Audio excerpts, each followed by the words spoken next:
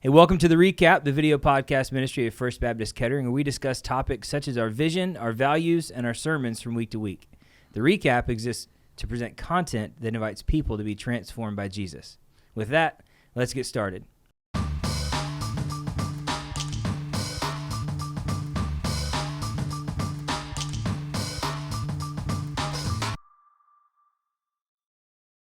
Hey, around the table today with Darrell and Joe Collis.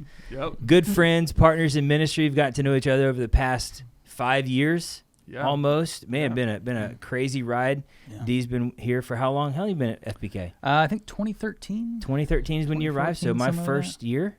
First or second year, something like that? That's a long time. It is a long time. Man, long time. Lots of time hanging out with kids. Yes. Did some Awana work. Awana, I've done it all. Working with kids at VBX. Yes. Breaking mirrors. That was the first year. That was a good time. That was the famous VBX. The famous VBX. Yeah, he shocked everybody with that one. Hey, guys, listen, around the table, you both had the opportunity to preach this week at one at Eastmont with Darrell, where you're serving currently as a student minister, student coordinator. Yep.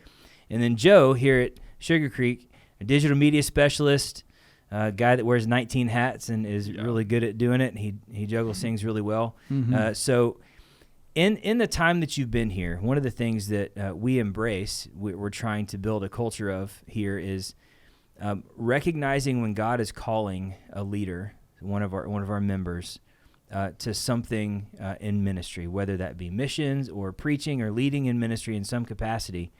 And both of you we consider kind of like some homegrown leaders that we've had in our church as members, attenders first, and then Joe joining the staff to help with graphics. Dee, you jumped into the student ministry with me, began doing some things. As you've grown, we want to develop skills and capacity for ministry. So can you kind of talk us through, let the listeners know what that's looked like for you in your context, either at Sugar Creek or at Eastmont, and what are the things you've enjoyed about that process, how you've really seen God grow you? Okay. Yeah. I mean, I can take it first. Yeah. I think for me personally, it starts personally with your own relationship with Jesus Christ. So personal commitment and following after him. And what we've done well at our church is recognizing those leaders that Jesus is working in and moving towards and giving them opportunities to entrusting them to then steward those opportunities well. And so my relationship with Jesus started long before I got to FBK, and even my feeling of being called into ministry. But what FBK did well, you in the student ministry, because you were one of the first to really notice it, is that as I was operating in my gifting and following the Lord, you identified some of those things. You were like, I want to encourage you to run where God has gifted you. And so I think as a young ministry leader, I just want to challenge those out there is run after Jesus hard and fast and serve where God has placed you. And then we want to, specifically FBK, is identify those people and then give them opportunities, equip them for ministry to do well, to steward that. And so for me, it looked like being here. I asked you in the student ministry, what do you need? And you said, I need consistent leaders who are here Sundays and Wednesday. I wasn't teaching. I wasn't preaching. I wasn't even doing graphics for you. I was just here Wednesday and Sunday for student ministry. And then that opened the door to various capacities and opportunities that then thankfully here at this church, you've given me the freedom and space to learn by doing and not, I never felt at any point like I had someone looking over my back where I couldn't, I could make some mistakes, but I was going to recover and grow from those moving forward. It's a good place to land. It was a good place to grow and mature with some safety, but also opportunity.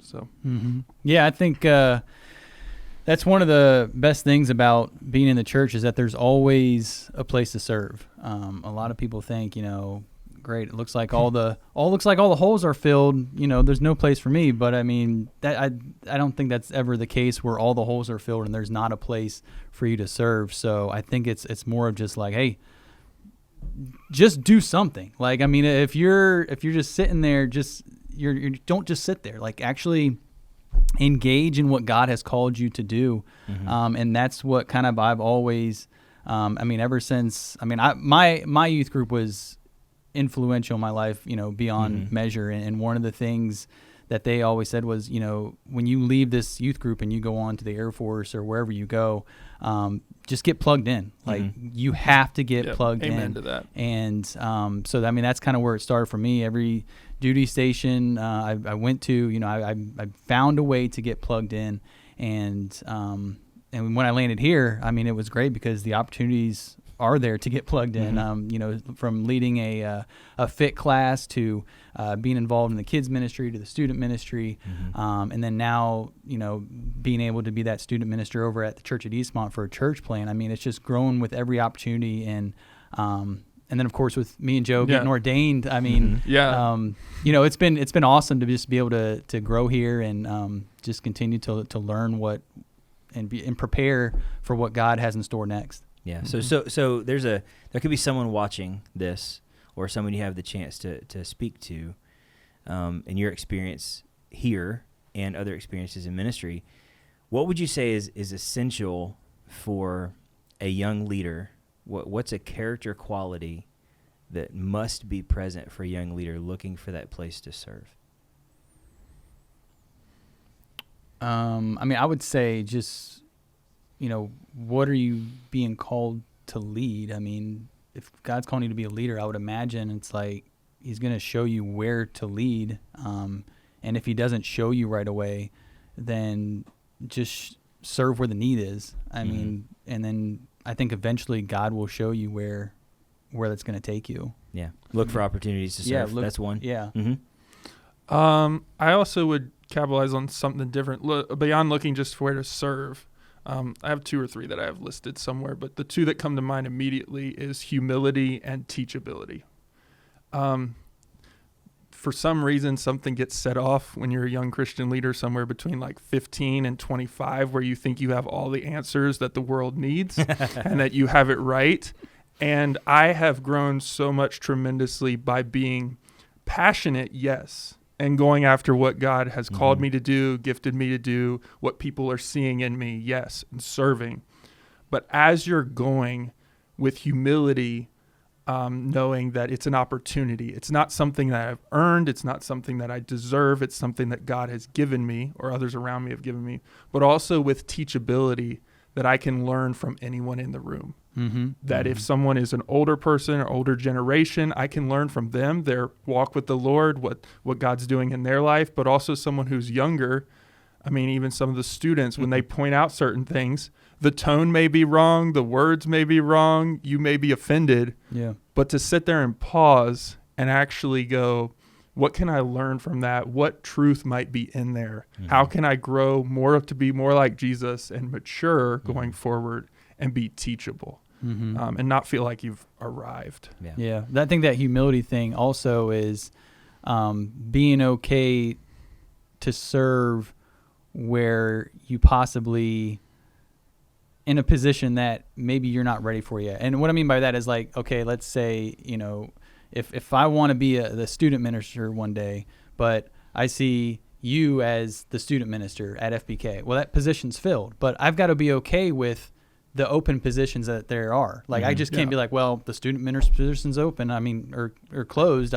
I guess nowhere for me to go. I've got to be okay with, listen, I've got to be in there. I've got to be okay to stack chairs. I've got to be okay to lead a Sunday school class. I got to be okay to do these other things and be humble enough to be like, all right, God's not calling me to be a student leader or a student minister quite yet, but I'm going to serve where the need is. And then, I don't know, maybe eventually we'll see what God has for me. That's right. I would just say that I've done both sides of this. I've both been called and felt to be pastor and have been humility and served where God's placed me and over time been elevated. But I've also been on the leadership side, especially in the graphics department, where I've identified people and say, I want them to replace me. Do you know what I'm saying? I want to move into the and I think you need both in a church. You do. You need leaders who see the guy who wants to be the student minister, who's faithfully teaching 6th and 7th graders, 8th and 9th graders, and he's doing a great job, and you see something in him, and you call him up and you encourage that so that he's teaching on some certain basis, and you're giving him opportunity. So you need to do that on the leadership side but on the side of the guy who's teaching 6th and 7th grade, he needs to do that with all his might where he's at, and not just think, oh, I want this position, so I'm going to wait and I'm going to do what's minimal. I'm not going to grow. You know what I'm saying? I'm not going to be fully involved. I'm going to hold back until the opportunity I want comes. Opens. Yeah. And I think that's not the right way to go about it. Yeah. There's a phrase that is big in ministry leadership that's been pretty impactful for me was, if serving in any capacity is beneath you, then leadership is going to be far from you. Like you have to be willing to do the things that you're going to eventually be in a position to ask people to do with you. And if you're not willing to do them alongside them, man, you'll never have the podium. Like you just have to be willing to let God shape those things in you. And it's been a pretty fun experience in my own life. I say fun, painful at times, when God brings a little bit of humility to you and reminds you, hey, this is not your ministry. I've asked you to steward this well. And how you follow me and demonstrate followership to those around you is going to have an impact. So I want to thank you for that, for sharing those leadership things. And growth in ministry is always fun to watch, and it's been fun to work alongside you guys and watch that over the few years that we've been together. So, and what's even better is we're friends, right? Yeah. So we can talk to each other, not just around a table. We talk to each other on the phone and send goofy pictures to each other and text messages and birthday greetings. I have not forgotten that one ever. No, the creepy one. Yeah, that's the man. It was perfectly filmed too. So you both had the opportunity to preach. This is one of those things that is often nerve-wracking for someone who doesn't do it regularly, but you guys do a great job with it. It's not Joe, both of you have been leading faithfully in the student ministry. Joe's picked up the mantle in recent months and speaking every week. We just hired a student pastor. Student pastor's on his way. But I've been kind of filling in there. You have. So, yeah, you learn preaching by preaching. That's right. You don't learn it in a classroom. That's right. You just do it. You got to get opportunities to do it, and that's what we're about. So this week I have some questions for you regarding your messages, and these are not meant to be a deep dive into the theology, but as you prepared your messages, I'm looking at some of the things that you've written here. Darrell, your message from Luke. We continue the story by proclaiming the salvation of God. Yes. I listened to that, and I've heard you speak about this before, our partnership in ministry, right? Our partnership in sharing the gospel is primary. When I think about a new year, and this is what this is all about, setting up a new year for everyone, what are we going to be about? What would you say a person in the pew can take away? How would someone proclaim the salvation of God?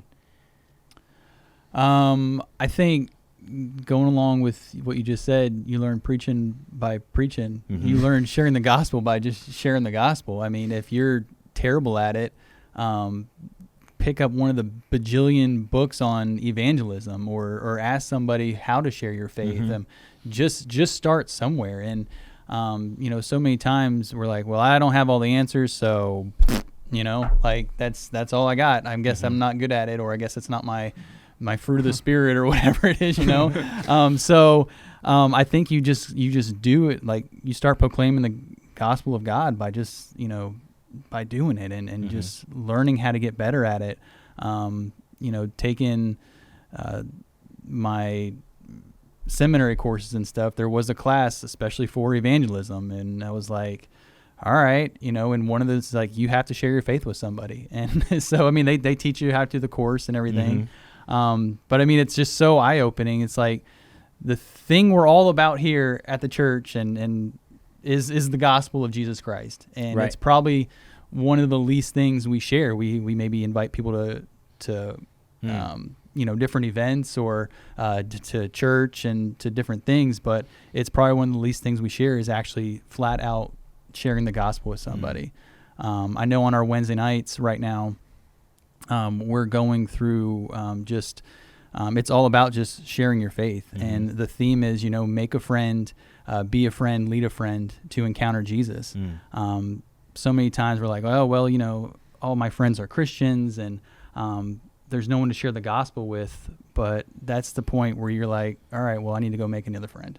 You need to go make another friend, because that's what we do. You go make that friend, you be a friend to them, and then you lead into sharing the gospel with them.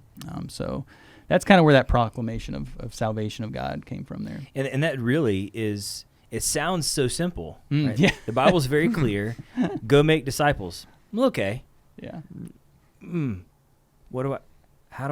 Oh, they're going to know me now, right? That's Yeah. when it gets awkward. Okay, I got to do something with what I believe. Joe, you led us through 1 Peter. It was, man, both of them were great. And I want to put the sharing of our faith as part of God's story, who we are in Christ, and sharing the story of the gospel. And you said we embrace our calling to be the church. This is your second major point, but it had 4 subpoints, right? Yeah, it had 4 subpoints for Peter. Right. I mean, they're connected. They are. These passages, what's happening is connected. For me personally, something about me is I'm a very driven person. So I'm naturally looking for like the do things, like what has God told us to do and to go after and pursue. But that leads me, I'm very also my worst critic. So I'm also very hard on myself. So I feel like, so I tend to gravitate to the gospel gives us grace. Like leading into my sermon, there's a whole theology that Peter goes through from 1 Peter 1 through 3 that prepares you for the do statements of 1 Peter 4. Right. And I covered that briefly in the sermon. Right. But there's a whole thing that you've been saved, that that Christ has done all these things. And to get to your point, it says we're to be the church. Right.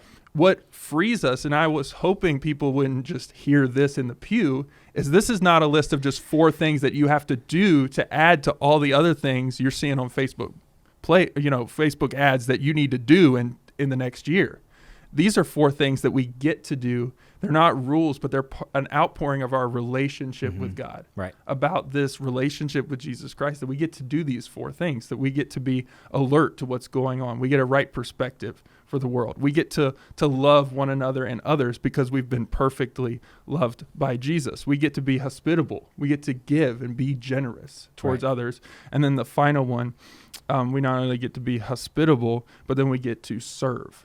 And he talks about some of the gifts. And then it all ends in this doxology. And so as we enter 2022, and I mean, I think this is kind of where you were going with the question, I was trying to not only personally, but also encourage the church and push them and push them towards and exhort them towards living as the body of Christ in the new year, to put renewed energy under those wings so that we can go after it. Because I think over time we start to get weary, and we start to kind of focus on our own life segment. Right. And I think these are just, I mean, there's obviously lots of exhortations from Scripture. The epistles are filled with them, of things that God says, hey, you image me in this way. This is what you're supposed to do to represent me. But these were just 4 from this passage that I thought were great as we entered the new year to remember who we are. So 2 really strong reminders. We get to share the gospel, or we have the opportunity, not obligation. It's not a duty, but it's a delight, right? We have the opportunity to do that. And then we have the opportunity to be alert, be loving, hospitable, and be servants, and do all of those things as we enter a new year, embracing what God has for us in this new season. So as we transition into the new year, we have a few things that are coming for us this week, this coming Sunday. We hope you'll join us for Welcome Back Sunday. Donuts, coffee, juice. It's going to be a party. Everybody wears a name tag. 5 weeks or 50 years here at FBK. Doesn't matter. Everybody's new. We're starting fresh, a brand new year, a good way to embrace being hospitable and sharing the gospel. Come join us in worship, whether you worship with us online or in person. We hope you'll join us in person so we can get to know your face. We'd love to see you in person at either campus at Eastmont or Sugar Creek. Thank you so much for tuning in as you do. Join us in person or online. And then the next week, as Joe mentioned, our new student pastor will be in place January 16th. We're super excited about him coming. Landis and Chelsea will be here with their family. Be here to welcome them. We're having a potluck lunch here at Sugar Creek. Eastmont's welcome to join us if they want to. Come over and say hi, get to know him. Great things happening this year. We're looking forward to it. If you have not already done so, click below, like and subscribe to this stream. Stay updated with what's going on here. Continue to get good content like this. Super thankful for you guys. Let's continue to be the church. Have a great day.